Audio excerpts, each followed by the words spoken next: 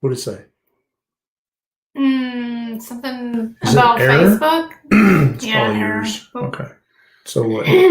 Go live? Say go live, I guess. Hi. Hi, are we live? We don't know. Technical difficulties. Maybe. Hello? I don't know. Is this thing on? But is this right? We're live, but I don't know what happened. So whatever, just ignore that. Just ignore that. All right. But it says on your Facebook. It said it didn't go live on mine? Yeah, it's got an exclamation point. What? What's going on here?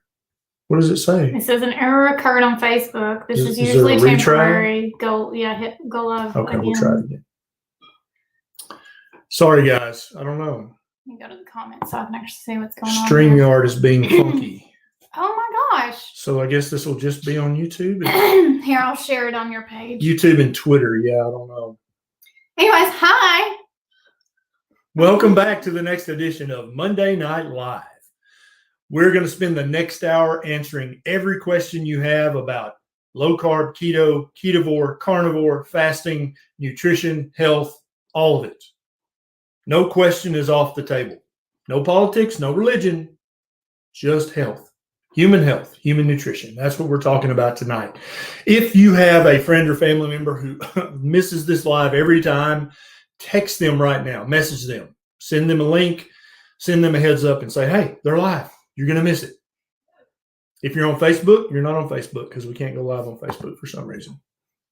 Oh my gosh. Did it go that time? It's spinning. Maybe. No. Okay. I don't know. There's some kind of error. Well, what does this say? StreamYard lost access to your Facebook account. Wow. Okay. All right. We'll be live on YouTube and Twitter tonight, and that's just fine. That's what I was hoping for anyway.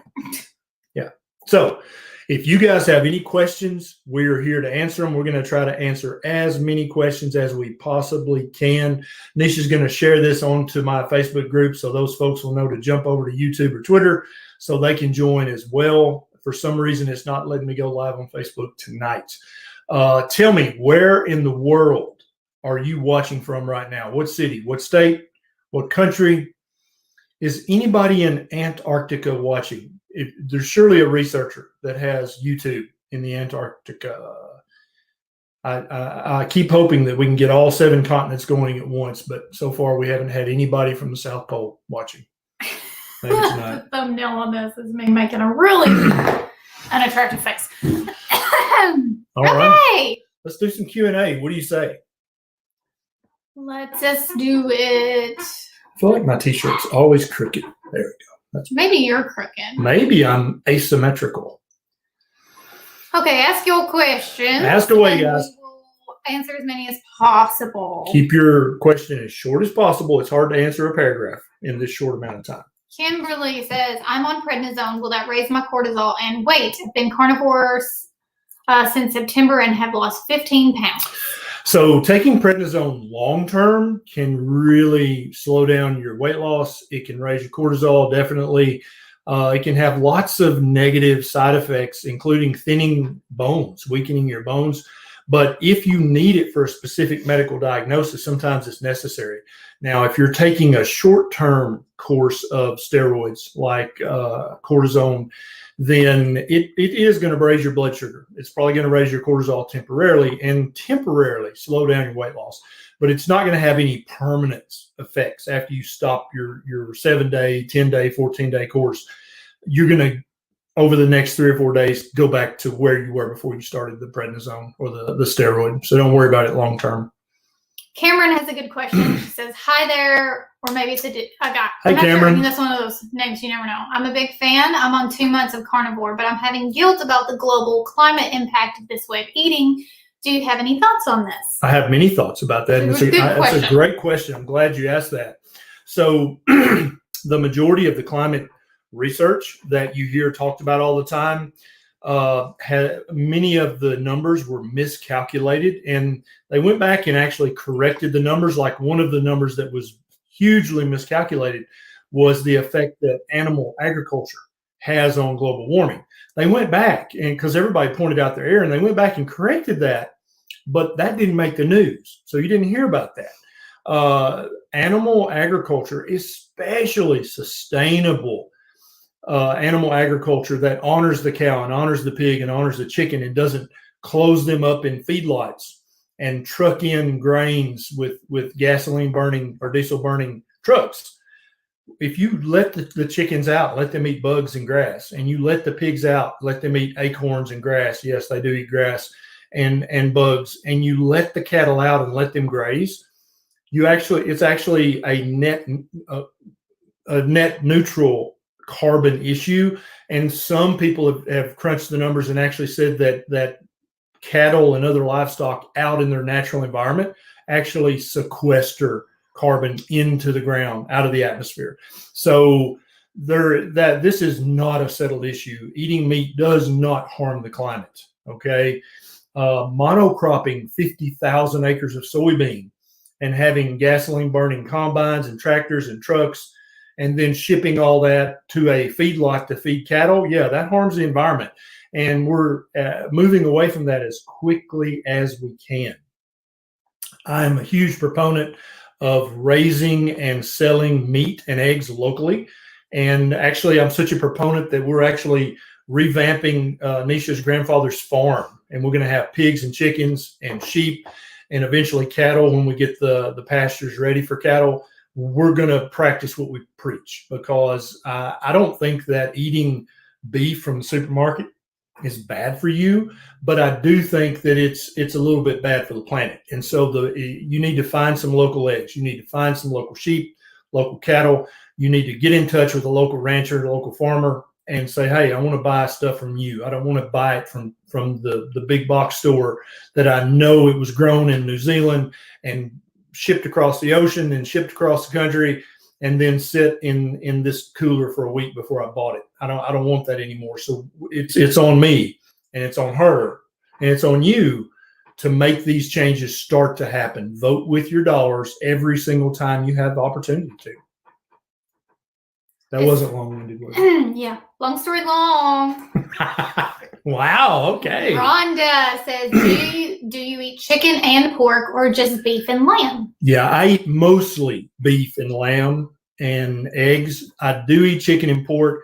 I understand the omega-6 argument. I don't think it's as big a deal as some of my friends think it is, especially if the pork is pastured or if it's forest pork. And if the chickens are pastured and allowed to eat bugs and eggs and they eat eggs too. They'll eat anything. They're omnivores.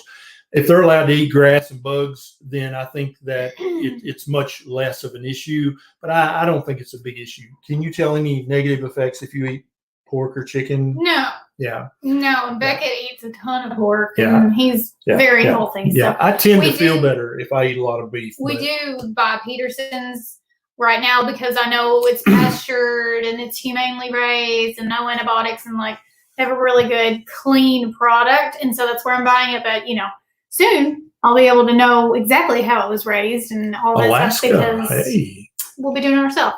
Viola says, hi from Alaska. I'm not sleeping as well while intermittent fasting and carnivore. Is this common? Yeah, it's actually quite common to feel like you just don't need as much sleep when you're fasting or when you first begin a carnivore diet.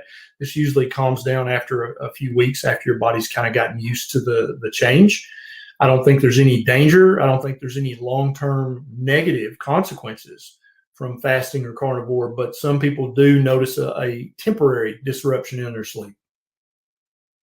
Oh, this is a good question we get asked a lot from Getting Stuff Done. Hey, Getting Stuff Done. Do you see any negative effects for people who alternate between keto and carnivore? I don't think so. I think both keto and carnivore are part of a proper human diet, and it's actually pretty ancestrally appropriate to move back and forth. Now, I don't think you should move back and forth weekly or monthly, but I don't think it's bad if you do. Our ancestors would eat mostly meat all through the year, and when the veg was ripe and the berries and the fruit was ripe, they would eat that. Of course, it's there. They would eat it. But so they cycled once a year between carnivore and keto, right? And a lot of us, I think it's perfectly fine if you want to do carnivore through the week and keto on the weekend. Anytime I cheat on carnivore, I cheat with keto. So it's a win-win. Don't worry about it. Okay. Whoops. That's fine. Hey, Miss Crystal. She says, what do you think about short-term keto for kids? My son is 10. He's 5'4", 168 pounds. He plays sports. Always very active. He just loves to eat. And she said, in parentheses, overeat. Well, and so a couple of things. First of all, I don't think short-term keto is in any way dangerous for children of any age. I also don't think long-term keto is dangerous for children of any age. If your child eats keto every day, that means he's going to eat lots of meat, fatty meat, and some veg. That literally mimics the diet of human beings for 200,000 years. So how can it possibly be dangerous? Because we're all alive and here today. That means all of our ancestors lived with that diet and prospered with that diet and reproduced. So you wouldn't be here right now if some of your direct ancestors had died from eating lots of fatty meat. Most young kids love meat and will just eat exclusively meat if you allow that. But if you want to add some veg, I think it's fine, but I don't think there's any danger. Aaron says, how do I get past my mind telling me I'm hungry when I'm really not hungry? It takes a minute to rediscover what real hunger feels like. This happens very often for people who start keto or carnivore. If you think you're hungry, this is a great test. Who was it told us about the boiled egg test? Well, Kelly Hogan. Kelly Hogan, yeah. Well, she does chicken breast. Yeah, so if you're truly hungry, then you will scarf down some boiled eggs or pre-cooked bacon or hamburger patties or something like that. Does that make sense? Or chicken breast. If you're truly hungry, heck yeah, you'll eat that. But if you think, I think I'm hungry, and you go to the fridge and you look at the boiled eggs, you're like, man, I don't want that. Bacon, nah. Hamburger, nah. You're not really hungry. Does that make sense? So it's a mental thing. It's 100% mental, and it's practice. It takes practice of you asking yourself, am I really hungry? And being very self-aware of what your brain is telling you and what you actually have going on. So it's a work in progress. A lot of us, it takes a long time to get that true hunger. And so don't stress out about it, but just keep being very conscious of what you're putting in your mouth and am I truly hungry? And at some point it will become intuitive. Exactly right. If you're eating real food, you can trust your intuition. I totally agree. So many of us have allowed boredom to basically take the place of hunger, stress. If you haven't slept enough, you're gonna feel hungrier. But the way to know it's true hunger, for example, if I locked you in my barn for 3 days and didn't feed you anything, just water, when you got out, you would be truly hungry. And if I offered you a boiled egg, you would eat it immediately. That's true hunger. And so if you're not hungry for a boiled egg or a hamburger patty, you're not really hungry. Another thing is food just tastes much better when you're truly hungry too. So much better. Yes. Nika says, is it okay to get on a keto diet while you are pregnant? Nika, that's a great question. Think about all of your ancestors for the last 200,000 years who had a baby, who had a baby, who had a baby, who eventually had you.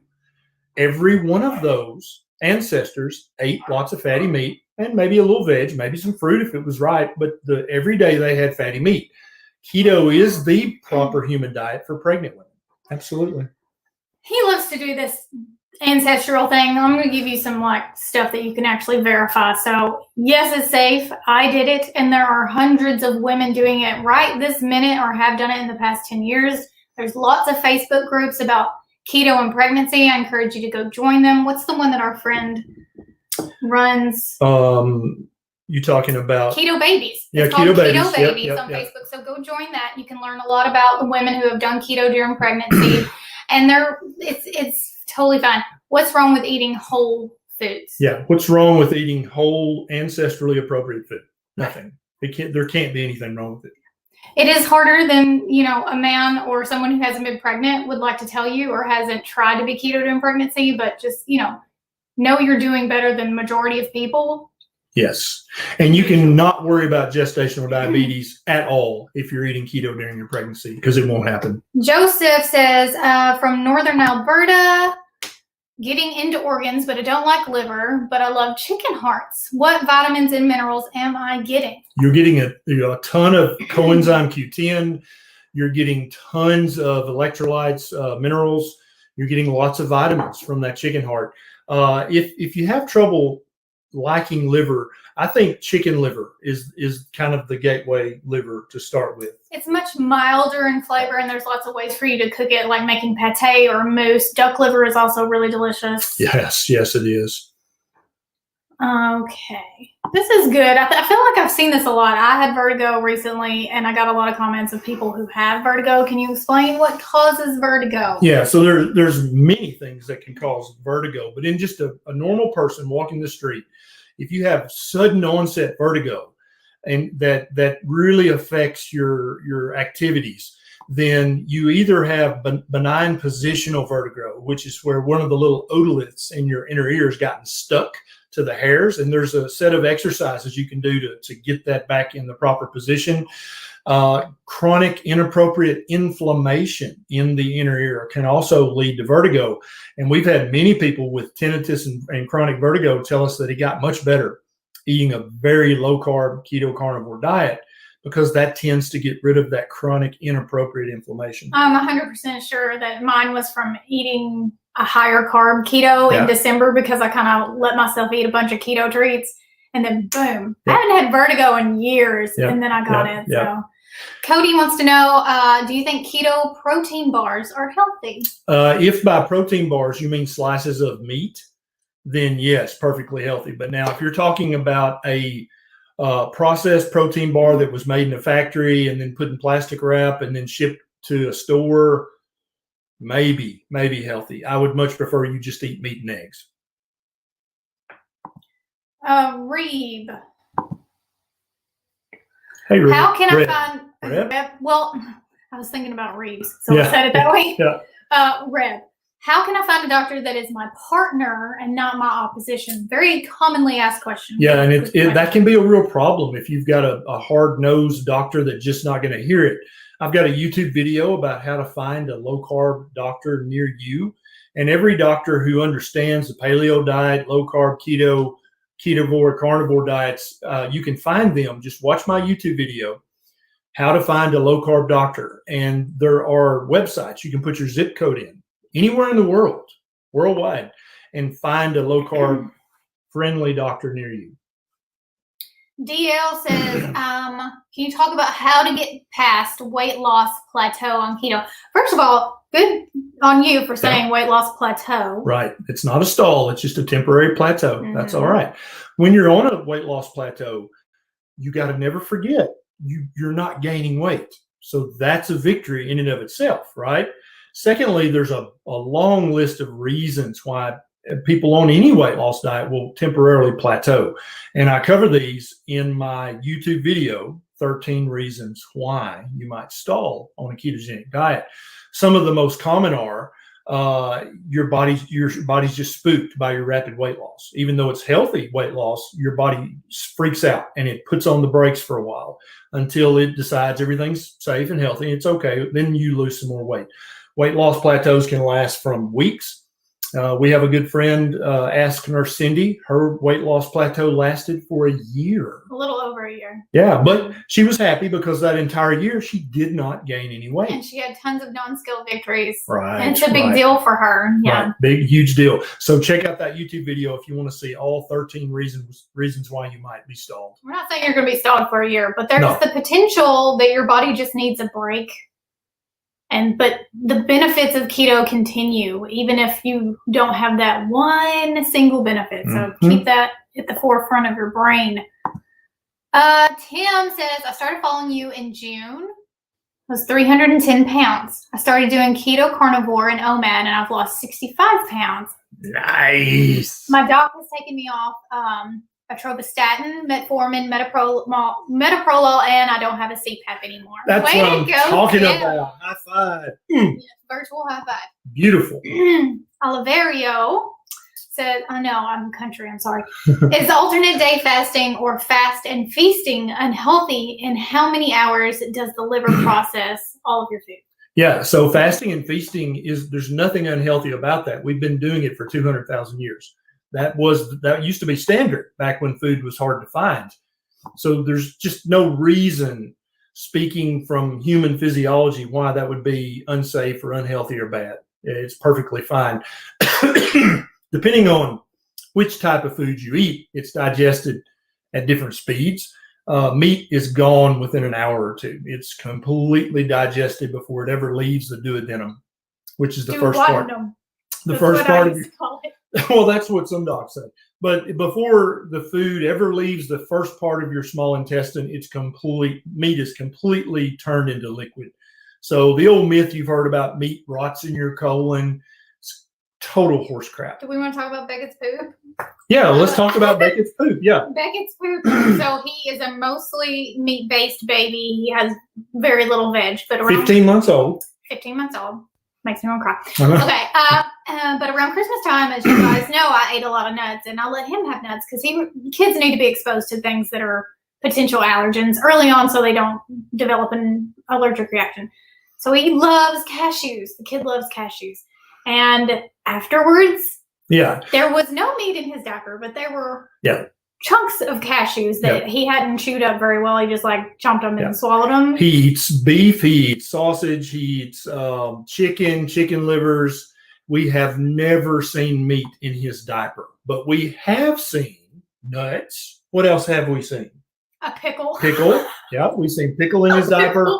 So the myth that, meat takes forever to digest and it rots in your colon, that's just horse crap. It's not true at all.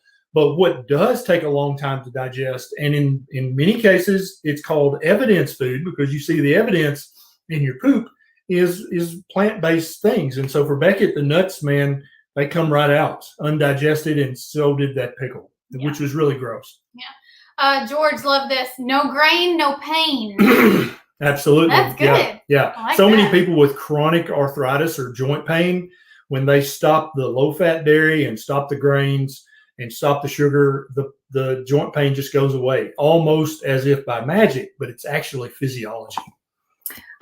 Bria wants to know, how do you cook Beckett's meat? Is it well done? No. Usually it's just however we eat it. Yeah, he eats the same meat we eat. Rare to medium rare, but he prefers sausage. So obviously I cook the sausage done. And he eats bacon. He's a pork child. He prefers pork over beef, but he will eat a hamburger, and usually hamburgers well done just because that's how I cook hamburgers. But if we're having steak, he eats it just like we do. So. Queen Bean says, my pain is gone since Carnivore. Thank you both for that. Oh, congratulations. So awesome. Congratulations. Okay. Jamtown says, are beans and lentils okay to eat on a keto diet since the carbs are not from sugar? So, okay. First of all carbohydrates, without exception, break down into sugar. Even the carbohydrates from beans, from lentils, from broccoli, from asparagus, from Brussels sprouts, all carbohydrates that's what they're made of, is sugar. And you can look this up on Wikipedia. Just type in, are carbohydrates made of? It doesn't matter where the carbohydrate came from. They break down ultimately into sugar. And so what you want to do is you want to eat as little sugar as possible. And any sugar that you do eat in the form of a carbohydrate needs to be a very slow carbohydrate, like you find in green vegetables, leafy greens, and that sort of thing. For most people, beans are anywhere from a little bit to a lot of bit inflammatory. And they'll feel that inflammation either in their gut or their joints, or they'll see it with a flare-up of a skin condition. I don't eat beans, and I really don't think they're ancestrally appropriate for most of us to eat. This is a great one from Jeanette. Jeanette says, are carbs necessary for hormone balance post-menopause? It's a very complicated answer. Are you ready? No. I want every woman who's either going through menopause or past menopause who's done keto, carnivore, and seen all kinds of benefits. Y'all drop that in the comments for Miss Jeanette. Tell your story. So she can hear from woman to woman exactly how you guys did it. Watch the comments, Jeanette. You don't need any carbohydrates for hormone balance. That's a myth that got started early. There's no research, no physiology that backs that up. If any part of your body needs sugar, your liver will make it instantaneously. You never need to eat it. That was a good question. Where did it go? Here we go. Daily dose of cuteness. Why is there not warning labels on high carb foods? That's a good question. It is, right? You know, back in the 80s and early 90s, there was not a warning label on cigarettes. And all of the cigarette executives sat in front of Congress under oath and said that I believe nicotine is not addictive. And I think a similar thing is bound to happen sooner or later with highly processed food full of sugar. It is addictive. It is unhealthy. We should definitely not be feeding it to our kids, and we probably shouldn't be eating it ourselves. And I think that the powers that be will eventually come around. It may be 20 years down the road. And that's why I would like for you to just eat the proper human diet and let them figure it out whenever they figure it out.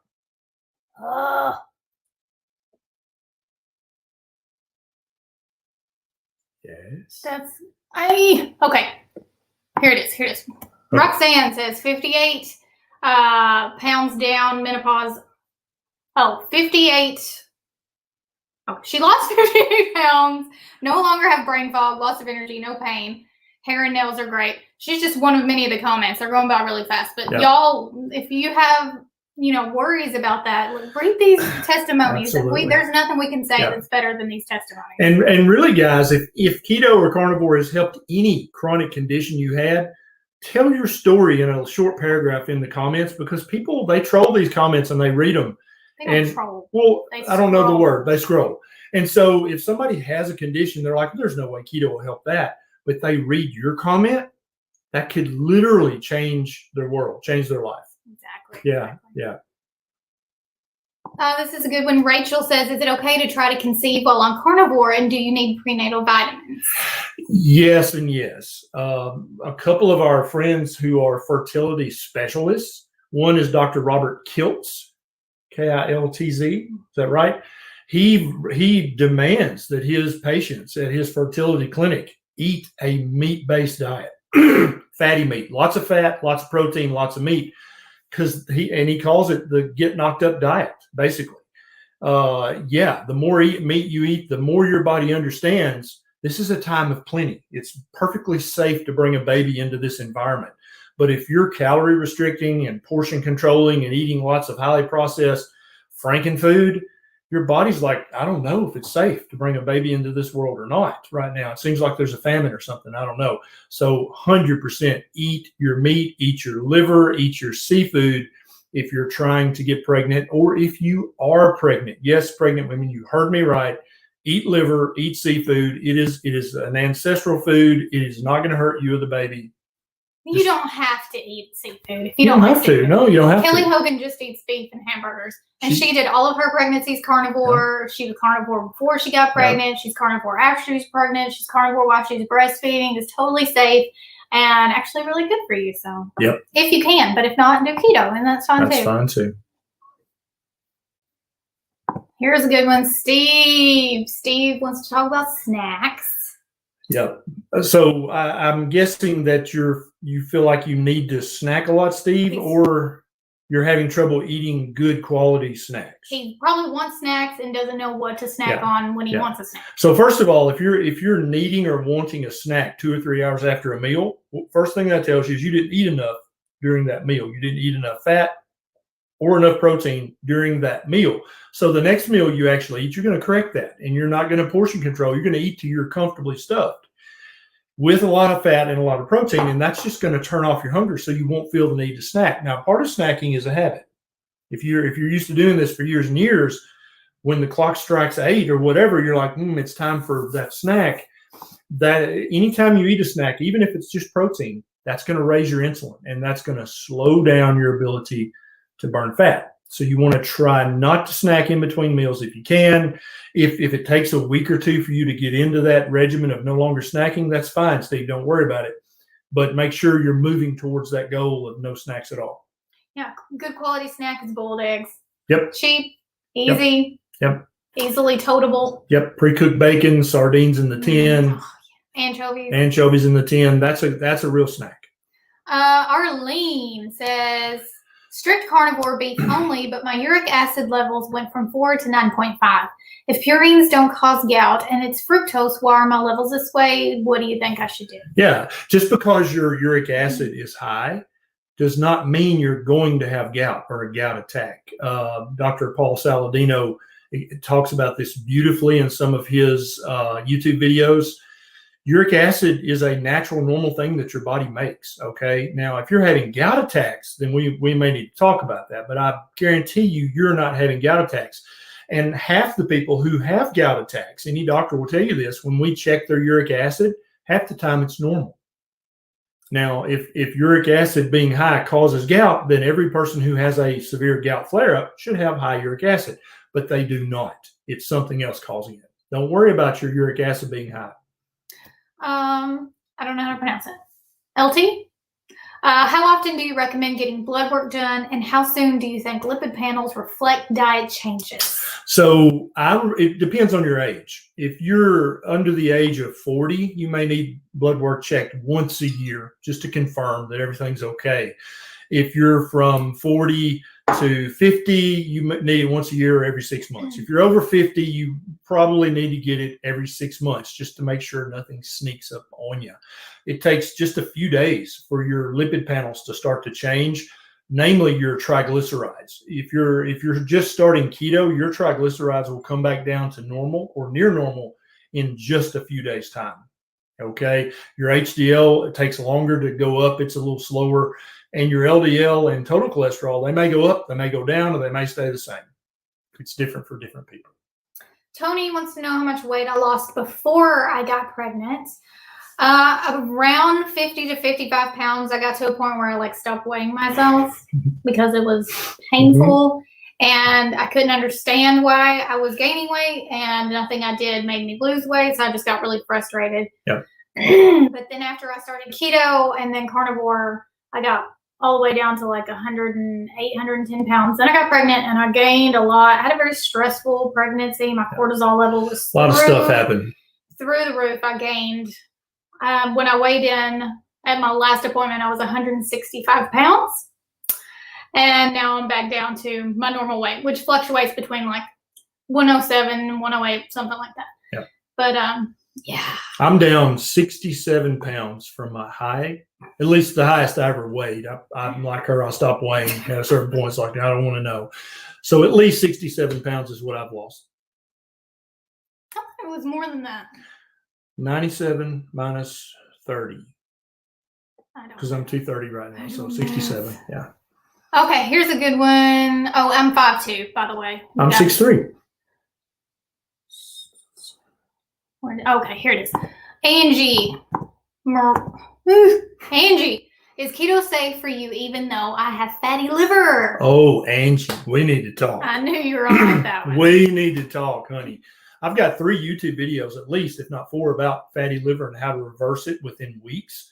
Keto is the way for you. Keto is the way. Repeat after me. Okay. If you have fatty liver, you absolutely need to lower the carbohydrates in your diet because that's what causes your fatty liver. Eating fat never causes fatty liver. That's not how the physiology works. As soon as you cut the carbs, your fatty liver will immediately start to go away. Bella says, what are your regular foods? Well, you can go to my YouTube channel, which should be linked in the description down here. Neisha loves it, and I do what I eat in a day vlogs, but that includes what he eats, what I eat, what Beckett eats. And what your parents eat. And what my parents eat if they're here when I'm filming. For the most part, it's beef, lamb, pork, and sometimes I throw some onions on my burger or on my steak, some mushrooms sometimes, and sometimes avocado. But for the most part, it's just we do a variety of, I do a variety of meats. He basically eats beef. Yeah, I eat a lot of beef. I'll eat some cod liver sometimes. Let's just say for today, for example, I had 2 ribeyes and this beautiful piece of tuna that Neisha had bought. This beautiful red tuna. Yeah, did you see me cook it? No. I got the skillet really hot with some bacon grease, and I did 10 seconds. I was going to say 10 minutes. No. 10 seconds per side, and the edges too. And so it was still just beautiful red in the center. Seared and rare. Yeah, seared and rare. That's the way absolutely. They eat tuna. Or sashimi. And that's all I've had today is 2 ribeyes and that big hunk of tuna. And I'm still not hungry because I gave my body such nutrition in that one meal. I'm still not hungry. Carmen, this is something that is probably a common question among a lot of people right now. What is your advice to get back on keto after falling off the wagon? Yeah. A lot of us have been we fell off, we got dragged behind it, the horse ran us over, and Yep. you know, all that good stuff. So Yep. what say you? So there's several strategies, and I actually have a YouTube video about this, about getting back on track, getting back on the wagon after the holidays. And a holiday can be anything. It can be your birthday, it can be Christmas, it can be you just said to hell with it and stop keto for a while. But there's very discrete steps, one of which needs to be you need to forgive yourself. Okay, you're only human. You fouled it up. That's fine. You fell off the wagon, but now you're going to get back on the wagon. And there's really no magic to this. You just basically go back to eating keto tomorrow morning. But there's lots of other tips I've got in that YouTube video. Leslie says, Dr. Berry, my mother-in-law, who used to be very active and full of life, is now wheelchair bound due to polymyositis. Myositis. Yeah. Yeah. Mm-hmm. Yeah. Yeah. Can keto help her? 100%. Yeah. If you're talking about weight loss, then absolutely. You don't even have to exercise while you're doing keto or carnivore. You're good. You're just going to naturally burn fat because of the way your human physiology is set up. Now, for the polymyositis, it's going to decrease the severity of her flare-ups, and she's going to have flare-ups less often. And the progression of the polymyositis is going to slow down. It's not going to cure it, but it's going to keep it as minimized as is possible. Okay, Bella, I actually do grocery hauls very often on my channel. One of my oldest and most popular videos is me grocery shopping at Walmart with one of my friends that I was a nurse with back before anybody was doing grocery hauls. So that was when I was first on keto. So if you want to see what I ate way back in the beginning, that's a good video to watch because it was a lot more products and I used a lot of sweeteners and it was pretty dirty, lazy keto. And now my grocery hauls are like meat. So yeah, check that out over on my channel.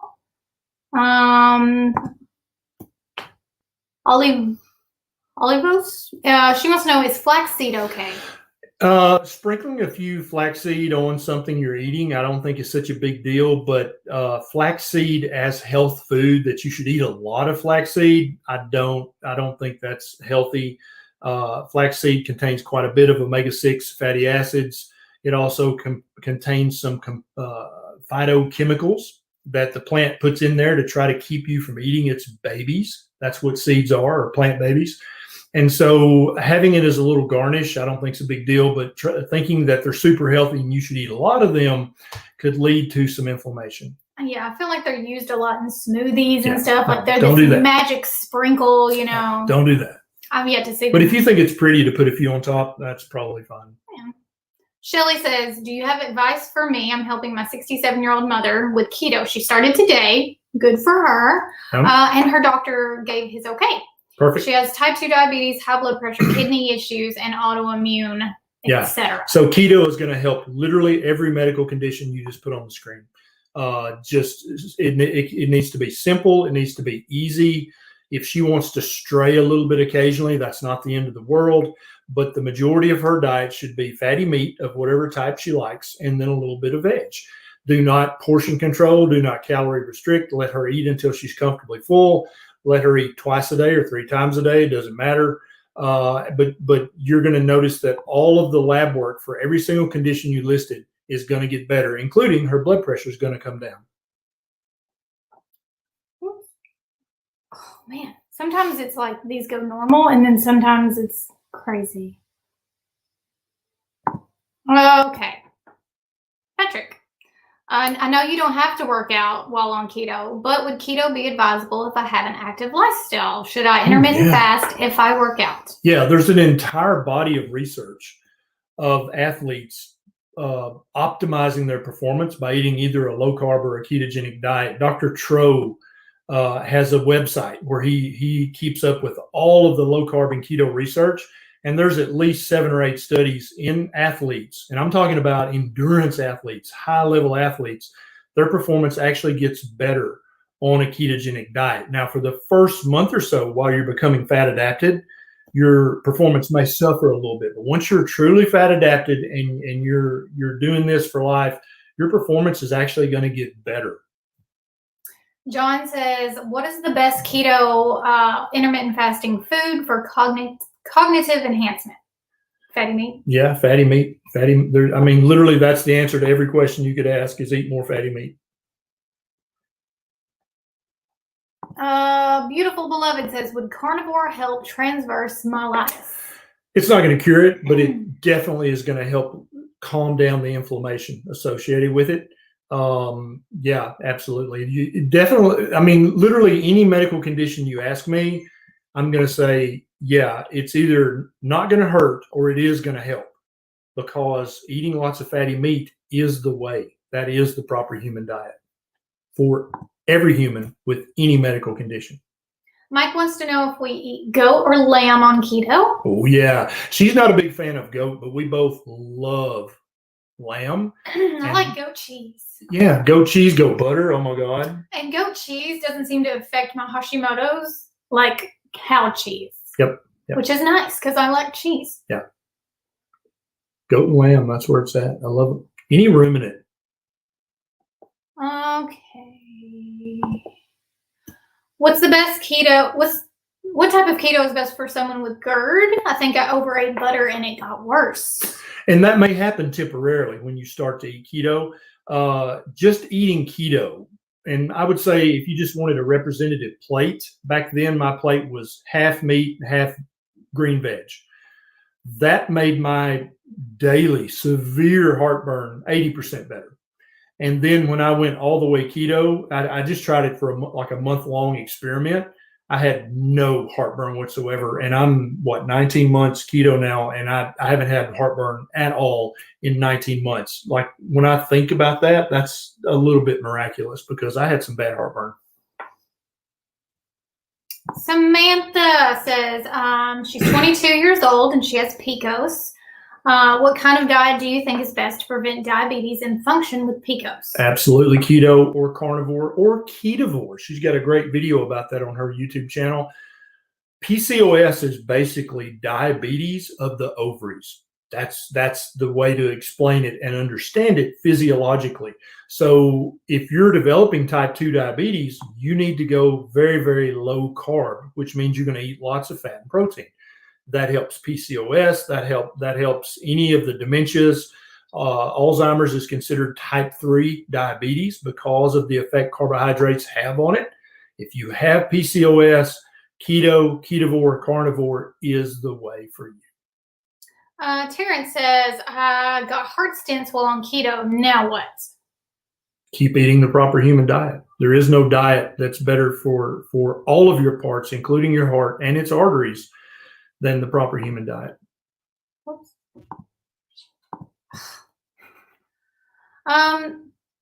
Okay, Bev. Oh, this is a good question. What are the best foods for those with no teeth? Yeah. So I don't think we've ever answered this question. I don't think we've ever had that question. Great question. I'll let you take that. When I was working in the nursing home as a CNA and an LPN and an RN, it was really sad to see the plates for people who have dentures or no teeth or had to have pureed. So it's really depressing. Yeah. But so liver pate is what I was going to say, because that's a power food and it's delicious and it's unnecessary to have to emulsify with your teeth. Yeah. Another great food like that is cod liver. It comes in a tin, just like sardines or anchovies. And you don't need any teeth for that. And it is a superfood, literally. Yeah, and most seafood actually is quite soft, so you don't have to.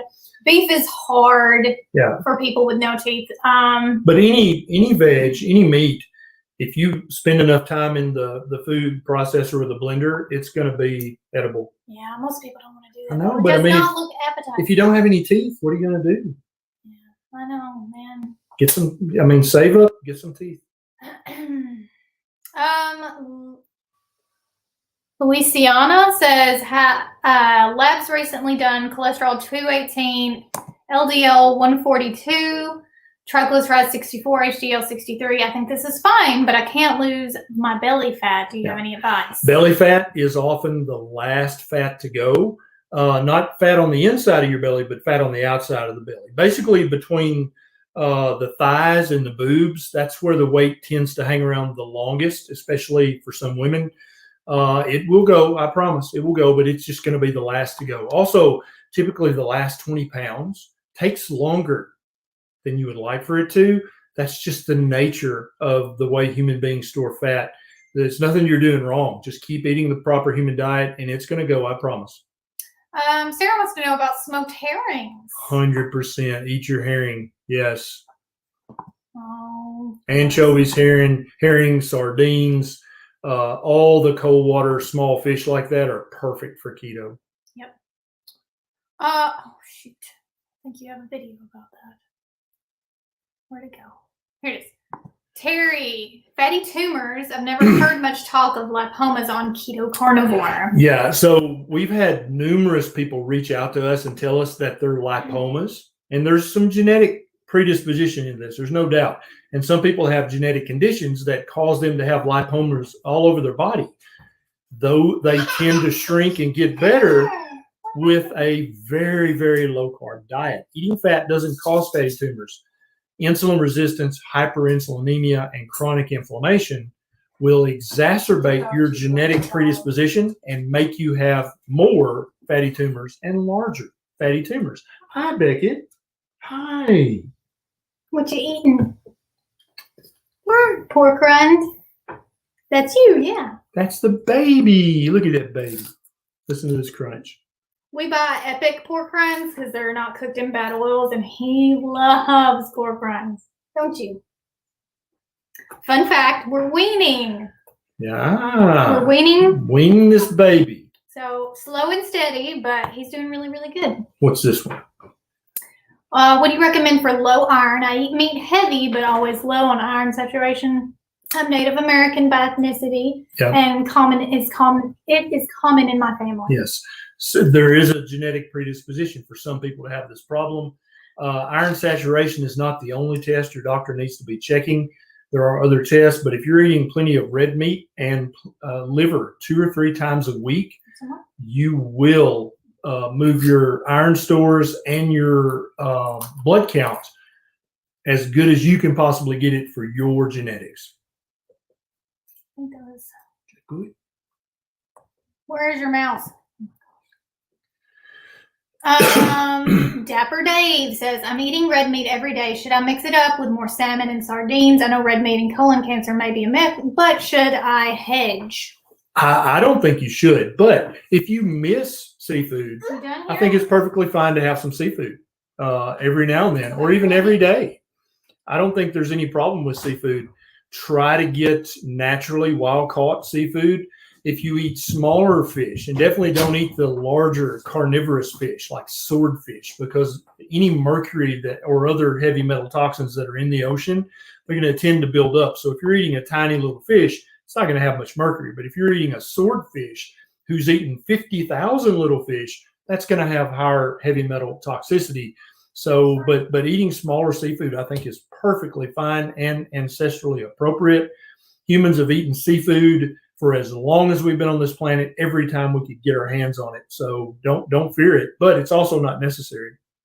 Benjamin, this is a really good question. How to deal with orthorexic guilt with keto? I feel ashamed if I eat 3 meals a day or don't fast until noon. There's so much focus on fasting in the keto world. Fasting is not a requirement. True. If you're getting all the benefits you want and reaching the goals that you want. Yep. If you're eating three meals a day with no snacks in between, I'm 100% happy with that. Carry on. You don't have to do those other things.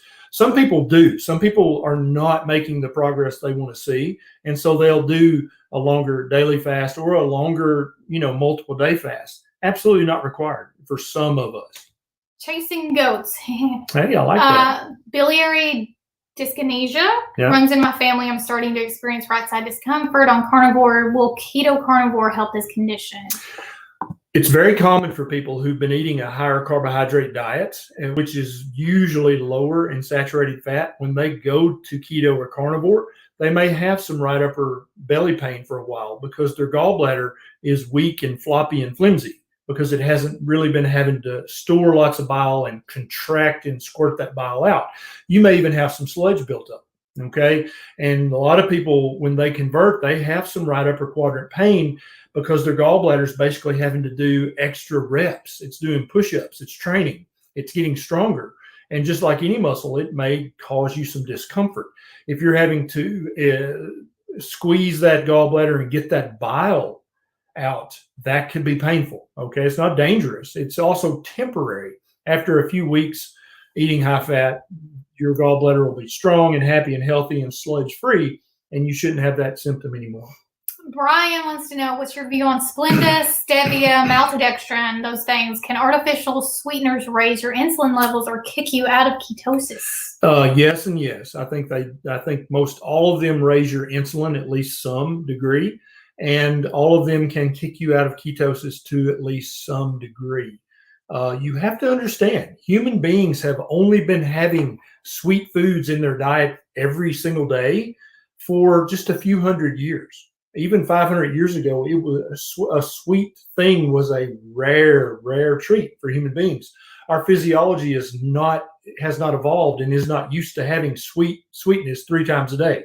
That's not normal or natural. And so I would advise everyone to slowly, gently decrease the sweeteners, even the keto approved sweeteners, because especially if your weight loss is stalled or you have continued inflammation and you're not sure why, I would decrease the sweeteners. Fluffing Fluff, you're right. I was just sitting here thinking he needs a haircut. Is it time? Yeah, it's time. Okay. You're getting curly. I think it looks cute, but it's a little long. Let's take a few more questions. Murgon says, does too much cheese and dairy cause constipation? Maybe that's the old wives' tale, right? That if you eat too much cheese, or if you have diarrhea, you should eat lots of cheese. It'll bind you up. But I actually haven't found that to be the case at all. Some people eating too much cheese, even real whole full fat fermented cheese, they notice some inflammation and they notice a weight loss stall. Not everyone notices this, but some people do. But I don't think that cheese is going to cause constipation. This is a good one. Visceral fat. How do you get rid of it? If you have visceral fat, listen to me. Go keto. Go ketovore, go carnivore. You are going to get rid of your visceral fat with those 3 options quicker than any other diet on the planet. Without exception, there is no pill that's going to help you get rid of visceral fat. There is no exercise that's going to help you get rid of visceral fat. Visceral fat is hormonally related fat that is directly related to the diet you've been eating for the last few years. Once you go super low carb, the visceral fat is the first fat that your body burns and gets rid of because it's dangerous. Hey, Roxy wants to know any supplements you recommend for brain function. Yeah, you need to make sure that you're either eating iodine-rich foods or taking an iodine supplement. You need to make sure you're eating vitamin D-rich foods, getting sun, or taking a vitamin D supplement. You need to be getting a good source of coenzyme Q10 if you're over the age of 40 or 50. You can get that from food. Chicken hearts is a great way to get it. Beef heart is a great way to get it. Any of the organ meat. There's also some CoQ10 in just red meat. That's really, if you're eating carnivore with organ meat, or you're eating keto that's meat heavy with organs 2 or 3 times a week, you're going to be getting virtually every vitamin and mineral that you need, except for the possible exception of iodine and vitamin D, because there's not great food sources of those nutrients any longer. Nat says, will I still lose weight on keto if I'm bed-bound or living a sedentary lifestyle? Yeah. To 2 patients that really turned my head and made me go, wait a minute, because I used to be the doctor that thought that if you're going to lose weight, you have to exercise to lose weight. I thought that was mandatory, right? And I used to tell patients that. But I had 2 patients who were paraplegic in wheelchairs and also hated exercise. They're just not going to do the chair exercises.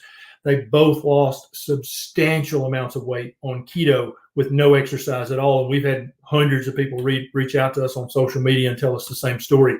Now, don't get me wrong. Exercise is good for you in hundreds of ways, but it's not required for fat loss. You're wanting to burn your fat and get rid of it. You need to lower the carbohydrates in your diet. Somebody asked, I can't find it, how many eggs can you eat in a day? As many as you want. Literally. Not kidding, not joking. Some days, how many eggs do I like? 8. We were at my dad's house yesterday, and his wonderful wife Regina said, "How many eggs do you guys want?"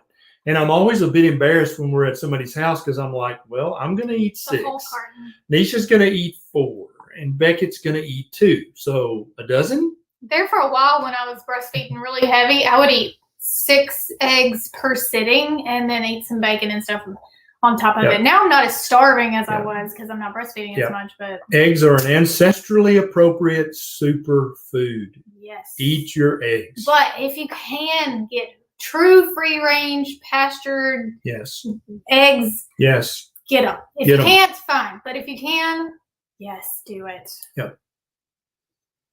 Let's do one more question. Who's going to be the lucky person? Let's see. Find a good one. Make it count. Ooh, that's a good one. Great name. Ronaldo. How to behave as a nutritionist between health professionals that are strong, high-carb advocates. Yeah.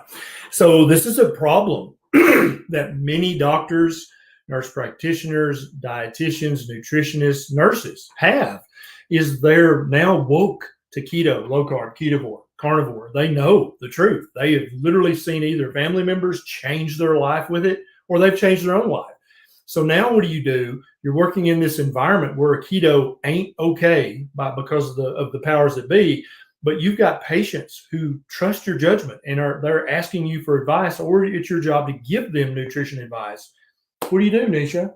What's a nurse or a dietitian to do? Nursing is a little harder. For a nutritionist, you at least have some autonomy. Nurses giving advice is kind of out of our scope of practice, but you can always drop little tidbits like, oh, you should check out Dr. Berry on YouTube, or you should check out Dr. Cywis, or, always just put a little bug in their ear and for education purposes. We've had a couple of nurses and nurse practitioners who, they will get in trouble, literally get into trouble at their job if they're promoting a low-carb keto diet. And so both of them came up with a little 2, 3, 4-page handout that had links to Facebook pages, had links to YouTube channels. And they're like, I'm required by my job to tell you to eat lots of whole grains and lots of fruit and drink lots of fruit juice. But if I would recommend this. And they just kind of slide that into their discharge packet. And the patients are like, oh, okay, got it. And when they get home, they ignore all the other stupid crap and they look at that handout and they look up a YouTube channel or two and they're off to the races. Whew, I think that was a good live. Yeah, that was great. And good questions, Feel guys. free to share this video because a lot of people love this Q&A because they're like, wow, that applies to me. I did not know that. And like they love reading the comments because there's so much information in the comments as well, too. Right, like the fatty liver, the visceral fat. There are people out there who still think, oh, I can't eat keto, I have fatty liver. They believe that because no one's told them yet. So share your story in the comments and share this video. You could literally save someone's life. And if you want to see what we eat in a day, go subscribe to my YouTube channel. I do grocery hauls, what we eat in a day, recipes, all that good stuff. Neisha loves it. Link in the, where are we? YouTube. Neisha loves it. Down here. Neisha loves it. Thanks so much to our Facebook supporters. Thanks so much to our patrons on patreon.com. Thanks you guys, for the super chats, guys. Yeah, thanks for the super chats. You guys are our keto family, and we love you, and we're never going to shut up about low carb. So, yeah, we'll see you next week. Yeah, we'll see you next week, guys. Thanks so much for hanging out with us. Bye. Say love you, mean it. Love you, mean it.